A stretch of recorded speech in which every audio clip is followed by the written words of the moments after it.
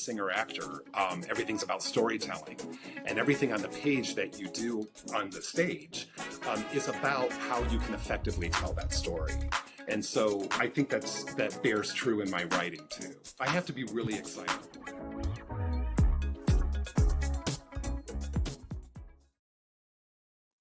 And welcome back, listeners. It's the Broad Street Review podcast, and I'm Darnelle Radford, your host. Thank you for joining us today. We are continuing our 2025 Philadelphia Fringe Festival coverage, and today I am in the virtual studio with Daniel Neer, whose new play, Dachau, for queers, will be on stage at my artistic home, Theater Exile. And so I'm here to chat with Daniel about this show. Daniel, welcome to the podcast. Thank you so much, Darnelle. Thanks for having me. It's great to be here. Absolutely.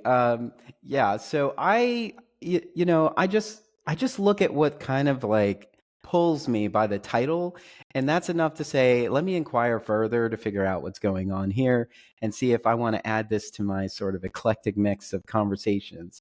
And before I knew you would be in our space, like this was a show that I was interested in to talk about. So I'm glad that all that lined up. But before we get into the nuts and bolts of this piece, tell us about Daniel Neer. Oh, well, I'm a Philadelphia writer, a music educator, and performer. I moved here 4 years ago. Actually, I lived here a long time ago, like more than 20 years ago. And I always sort of knew that I would come back here because I love Philadelphia. I was in New York for 21 years. And then just as I prophesied, I moved back.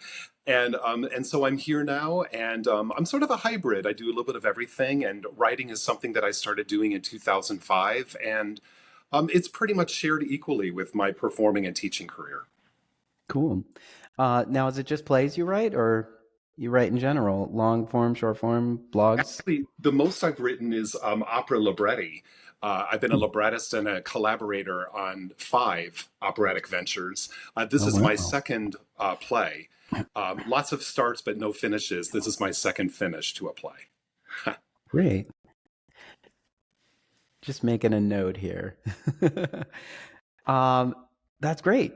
And so tell us about this piece and Dachau for queers, and what inspired bringing it to Fringe at this time. Oh, wow. Well, it's kind of a 2-part explanation. So Dachau for Queers, the title, refers to a nickname that was given to a psychiatric hospital in California, which is a real place. It still exists. In the 1960s, up until about 1973, it was a place where gay men were incarcerated for minor offenses. You could be arrested for holding hands, for kissing in public, that kind of thing. And instead of jail time, they were sent to Atascadero Hospital, which became nicknamed Dachau for Queers because the hospital endorsed a series of aversion therapies, both psychotropic drugs and also electroshock therapy, and most upsettingly, lobotomies. And so lots of gay men in San Francisco and Los Angeles were incarcerated and held there. Most of them were supposed to be for 2 or 3 months, but some of them ended up staying years, 9 to 11 years, some of them. And so that's the backdrop for the play. And I know it sounds extremely dark, but the good side, the yin and the yang to this, is that it's actually a backdrop for a coming of age story for a teenage boy who runs away from home from Omaha, Nebraska to run away to San Francisco. He gets arrested and caught up in this maze, and he has to sort of use his wits and use his just sort of this developing sense of self-identity that he has to survive this awful place. So in many ways, it's sort of an allegory to the experience of gay youth coming out and surviving in America. Yes. Okay. So it's not relevant at all to today. You know, the more things change, the more things stay the same, right? Yeah. Yeah. I mean, there's a lot of commonality, and I think audiences, when they go and see it, there are a lot of references to the 1960s. So I'm going to age myself terribly when I say that. But people will see a lot of relevance to stories from today. And it's not so much where you stand on a political spectrum. it's treating people with empathy and Hmm. respect, right, where they are. And that, I think, is where we're missing a lot of the conversation now, is there's just not a lot of empathy and a striving for understanding for people that aren't like us. And Hmm. that's really what the play speaks to. Yeah. Yeah, very relevant topic, particularly, the conversations revolving in the last couple of weeks have been about, some of the things that people have said and the consequences from, vocalizing them in front of a microphone. Yes, I mean, this is a time period for this young man where he had to come face to face with addressing the truth about his life or Hmm. ignoring it. And he somehow knows deep inside of him, there's a kernel of him that understands that the way to happiness, no matter what the odds, and they are insurmountable odds, some of the things, but Hmm. he knows instinctively that the path to happiness is in self acceptance and self love and self identity. And that is Mm. struggle, but he gets there. And for a 17-year-old boy, what he does in this sort of psychotropic haze that he's in with all of these drug treatments is he, in a fight or flight mode, he calls on the things that he knows of. He's a lover of comic books, so there's some comic book heroes that show up. Oscar Wilde makes an appearance and gives him a little pep talk. So these people that are sort of in the recesses of his mind appear to sort of counsel him in this drug-induced state that of hallucination that he's in. So the play is nonlinear. It jumps all around. There are Mm. flashbacks. There are flash forwards. There are memories that are sort of two combined memories into one and a little messed up, but they help tell the entire story of his journey. Mm. So when did you get started putting this piece together? Well, 2 years ago, I heard a fantastic podcast by Lee Romney, who's a journalist in California. And she has a podcast called, I think it's called November in My Bones, but it's a podcast about the synergy of the California prison system with their mental health initiatives and the history of that, the complicated history of that. And so she did an episode on this period in the 60s at Atascadero where homosexuality was listed in the American Psychiatric Association's handbook. It was listed as a sexual deviation. And along with all sorts of awful crimes. And so you could be arrested for this. California was not always the blue state that we know and love today. It was much more Yeah. conservative back then. And so this podcast talked about these people, these young men who were trapped in this place. And it's a shocking part of American history that as a queer man, as gay man, I had never heard of this. And so I was intrigued by it and my mind started immediately patching together a story to get the word out, to make sure people know that this happened. And this is the result of what can happen when laws and rules kind of topple over one another and common sense takes a back seat, way back, Mm. because it was completely against common sense for minors in some case to be locked up with sexual felons in a psychiatric hospital. It's just unbelievable that it happened, but it did happen. Yeah. Yeah, it is interesting. Sometimes the fear, well, most of the time the fear is short-sighted. It's like they're trying to solve one problem, but they create many other problems Yes, instead of exactly. like trying to understand what they think is a problem and perhaps changing their mindset on that, which is very interesting because the people who tend to be on the side of making things like this happen um, are not really interested in making their point any clearer, so that everybody can understand where they're coming from. Yeah, I mean, it's a very pat way of dealing with an issue that turns into otherism. We Hmm. sideline and we push people aside so that they're out of our beautiful sort of frame of mind of the world, right? When we don't understand it, we otherize them and push them to the side. And it's still going on today. I think I read a couple weeks ago that that aversion therapy for gay teens is still legal in, I think it's 27 states, but it is like just barely the majority, but it is the majority of the country where it is still legal to endorse, to have these organizations running. And no one really stops to think about the long-term effects this has on these young individuals whose brains aren't really fully developed, right? I mean, they're kids in lots of ways. Absolutely. Yeah. And then down the road, you're like, I don't know what happened. I don't know what happened when, something even greater happens and, it, affects a lot of people. It's like, they don't, it's so interesting. We spend a lot of time thinking about how to bring up children. And we are well aware that the things that we do at that young age are going to imprint on them and they're going to be forever changed.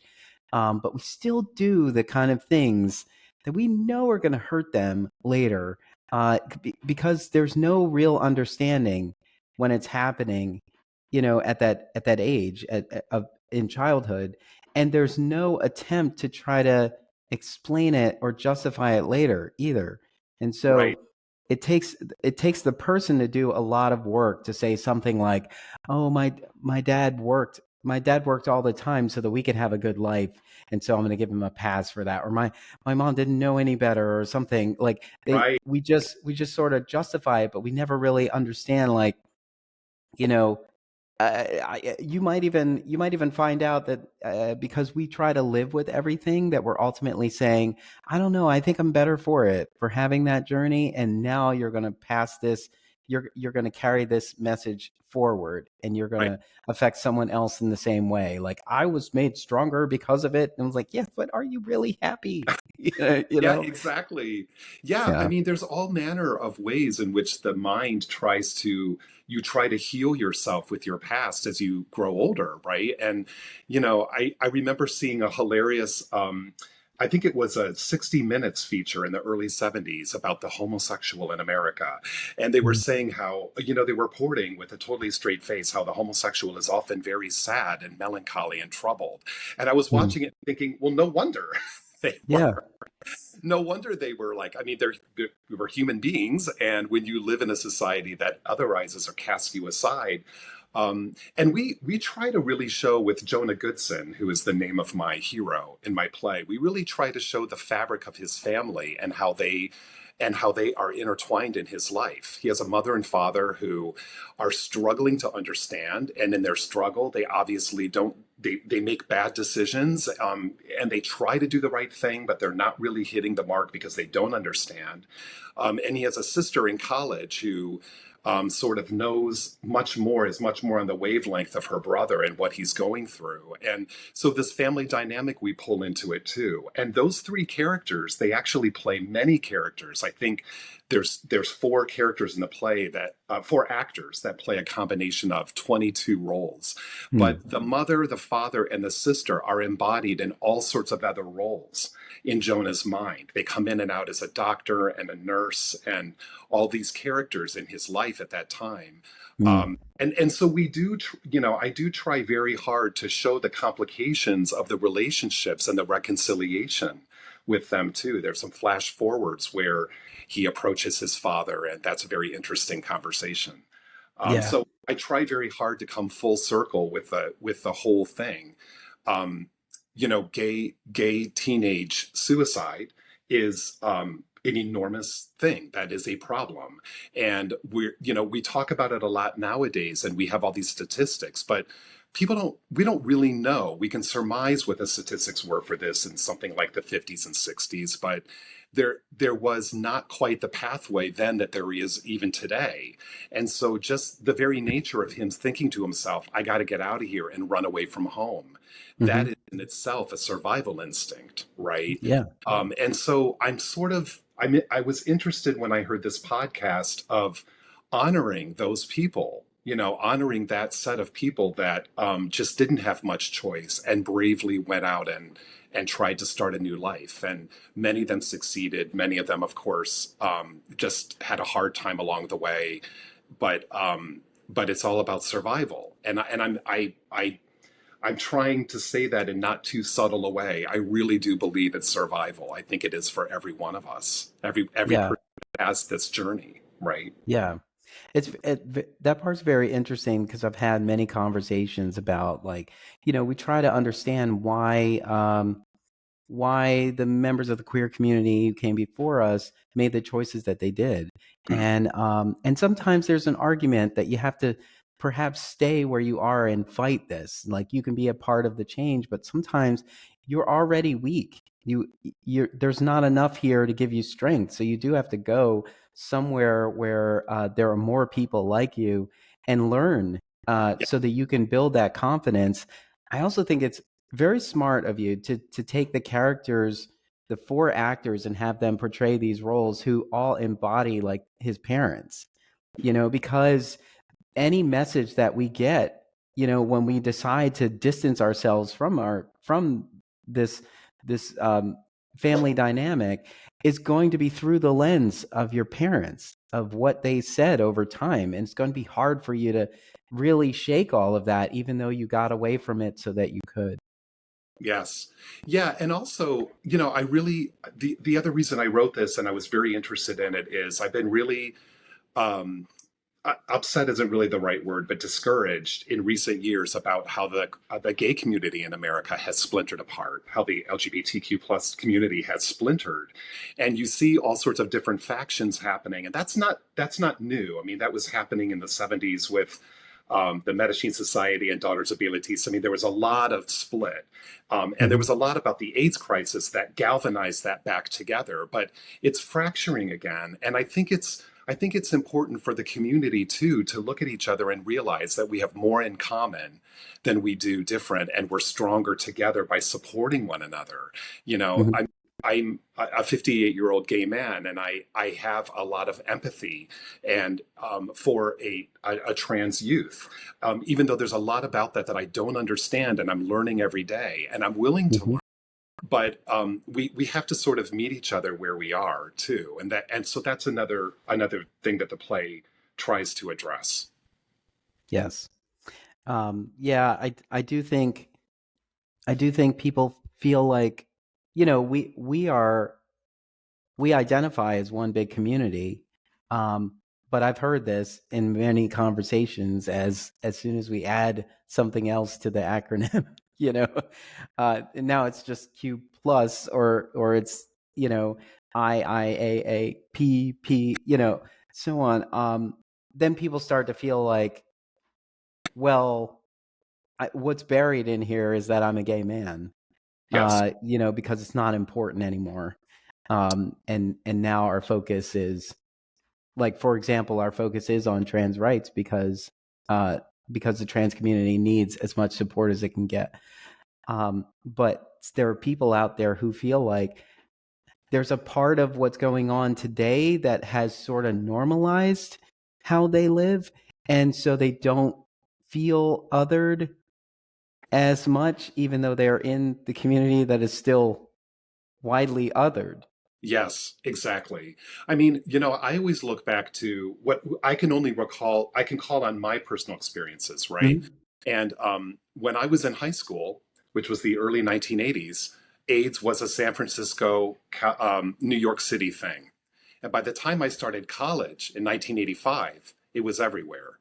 So my college experience of coming out as a gay man was was the full-blown AIDS epidemic and watching an older generation of men disappear. I mean, Mhm. that was my coming of age experience. And watching, Ronald Reagan refuse to even say the word publicly. And the nation kind of went about as if, well, it doesn't involve me. It doesn't, and there was a lot of otherism that was happening then with gay men that was very scary. And the only thing that I can really recall that got us through it was community. We all really found each other. We hung tight to one another. I was lucky to be in a theater and music atmosphere in a college in the Midwest. Mhm. So, I think you reach out and you cling on to people and you find your allies. And you just learn to deal with the hate because there's an awful lot of hate, Yeah. and you just ride the wave through. So I think back to that period often because there were shocking things that were happening at that time. I still remember being in my dorm and watching on TV a representative in Congress standing at the mic on Capitol Hill and suggesting that all gay men be sent to an island like Guam until AIDS was understood better. I mean, it's ridiculous now and it was ridiculous then, but it was he said it in total seriousness into a microphone on Capitol Hill. So you sort of have to have your eyes wide open, I think, to the spectrum of reactions and the spectrum of feeling. This is an American family in my play that they were living this sort of post-Eisenhower American dream, and they didn't ask for this. This thing happened and it fractured this family. And I don't think that that's an unusual story. I think that's unfortunately more the norm than it is the exception. Yeah. Yeah. So I know there's a ton to unpack in here. And at the same time, I don't want to unpack too much of it because you want people to come and see the show. My biggest fear, I'll be honest with you, is that people are going to think that it's depressing and down, and it is not at all. It's a very sort of uplifting. There's a lot to cheer for here, and we do cheer for a noble hero, and there are parts of it that are very funny. I have a fantastic core of actors that are just absolutely killing it. So it really does run an emotional gamut. It's interesting with the title because I have gotten some reactions at the title of, that's a horrible title for a play, but I think, sometimes you have to get people to take a double take and take a double look. And I think Don Jackson, he was the journalist who came up with that term back in 1969 or 1970. I think he really knew what he was doing, because I think he was invoking purposefully something that would make people look twice and say, oh, these people are being held against their will, they're being marginalized, they're being experimented on. Some of them are dying as a result of these experiments. And so it was provocative, and it was meant to be, Yeah, because if it was downplayed and subdued, like, you wouldn't pay attention. Exactly. Yeah, that is true, especially now. Everybody has to be shocked. You can't just say, we're just going to have a lovely evening. Oh, that sounds boring. I'm going to stay at home. Right. Well, I remember conversations with Larry Kramer, right, with ACT UP Fight AIDS, and people said, boy, you're awfully angry. And he said, of course I'm angry. Yep. Someone has to be angry, right? He wakes up on angry, Yes. justifiably so. Yes. Exactly. Yes, I went to I went to an event. I lived in Jersey City briefly, like 2013, 14. And I remember going to an event where like some of the original founders of ACT UP were there, and I think Larry Kramer was there. And it was just, that same energy, that same fire was still very relevant then. It was just mind blowing. I can only imagine what it was like to be in New York at that time, or to be in a major city, like even like San Francisco, when everything was developing and going on. Like, I think there's a lot of people. Do you think the splintering in the community comes from sort of a lack of education? Like, maybe we don't remember what happened before and how much better things are today than they were, even though we still have new issues. I think that's a lot of it. I think education is a lot of it, but I think a lot of the blame actually goes, I'm going to put myself and my generation into the blame, because there's a lot of people that, once the AIDS crisis was, for lack of a better term, under control. I mean, of course, it is far, far, far from being over. But there was a certain amount of comfort that a generation of people took into just living their lives and overcome that period. And I think that they weren't wide-eyed to realize that there were other issues coming up behind them. And instead of with trans youth, and instead of reaching back and helping, they sort of isolated. And I totally understand the instinct to do that. You just want to be able to live in your truth with your friends and community. And I understand the human instinct to do that, to make a camp out of yourselves. But speaking as somebody who didn't really have I mean, we did have a generation, but they were dwindling, who reached behind and helped us and supported us. Um, I think that a mark was missed, and not everybody. I'm speaking broadly, but I think there could have been more of a coalition to sort of understand what was happening with a younger generation and at least reach back and say, what can we do? How can we help you? Instead of, we're going to have our own pride parade, we're going to have our own pride functions. Mhm. Galvanizing and combining everybody and finding a way that everyone can have a voice. Yeah. Um, yeah, and it's like how if someone overcomes addiction, sometimes they end up being a counselor or someone who wants to help other people get to where they are. And I guess I would totally understand someone who grows up and figures out their own identity and does not want to be on a soapbox about it. They just want to live, but they have to fight on behalf of everyone else who had a struggle and had to figure out to get to where they are now.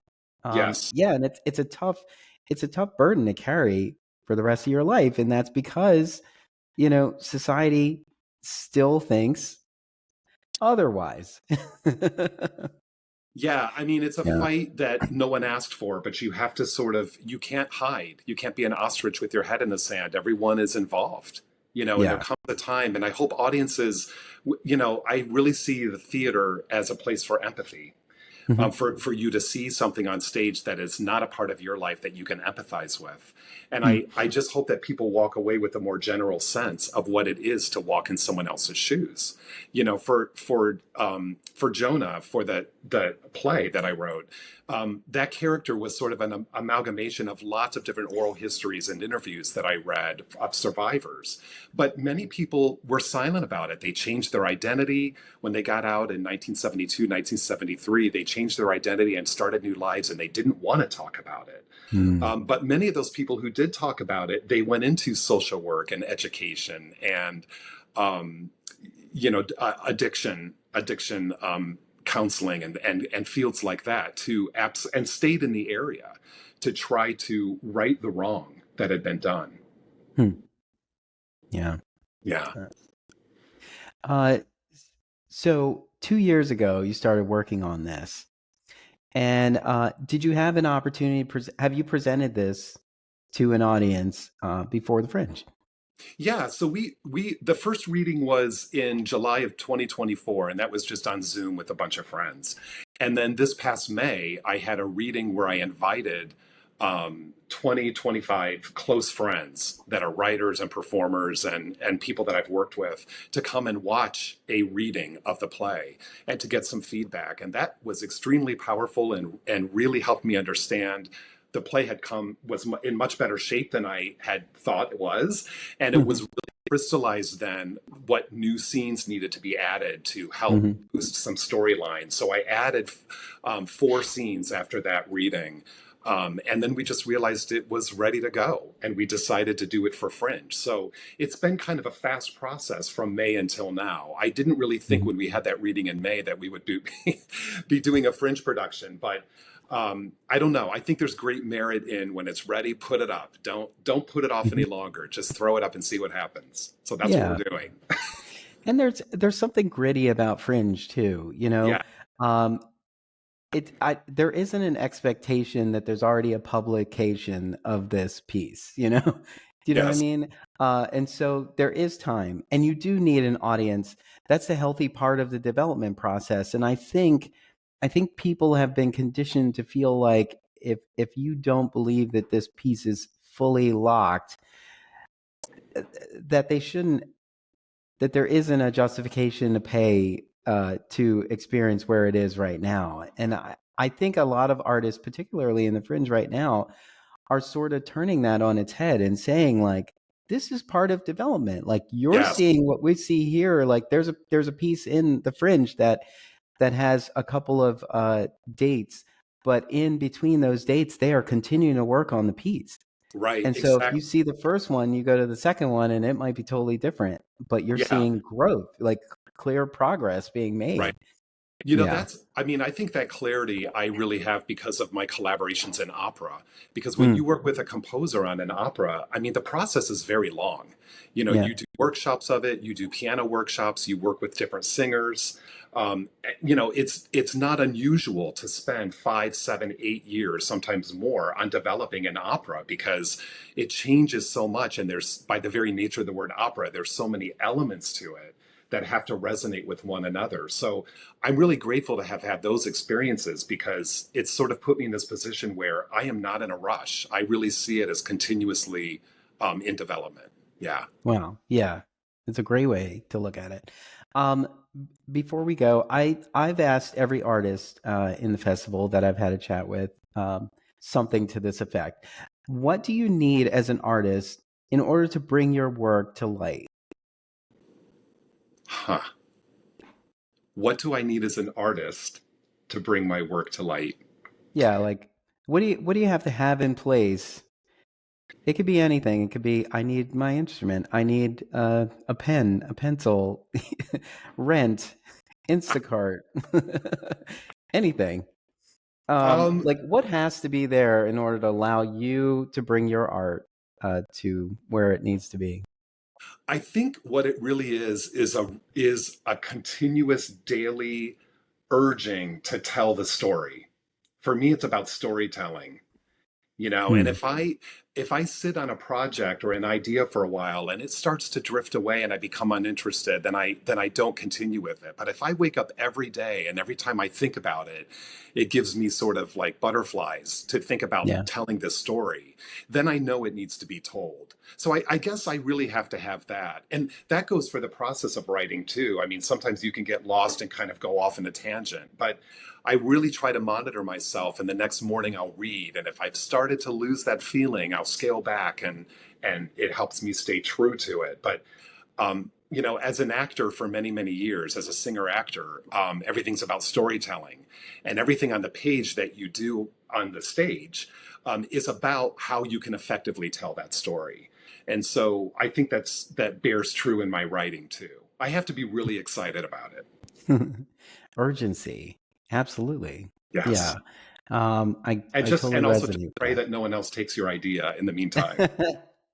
Well, I used to feel that way too, but then I realized even if they did, they wouldn't lay it out the way that I do.